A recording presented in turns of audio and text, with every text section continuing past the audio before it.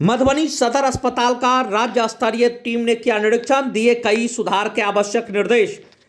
मधुबनी सदर अस्पताल का शुक्रवार को राज्य स्तरीय टीम ने औचक निरीक्षण किया। निरीक्षण के दौरान कई आवश्यक दिशा निर्देश दिए।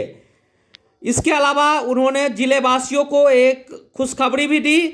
कहा कि अगर सब कुछ ठीक ठाक रहा तो सदर अस्पताल में डीएनबी प्रशिक्षण संस्थान भी खुलेगा। कोर्स को लेकर शुक्रवार को राज्य स्तरीय टीम के 2 सदस्य प्रभाकर सिन्हा और रितेश रुखड़ियाल ने सदर अस्पताल के विभिन्न वार्डों का निरीक्षण किया।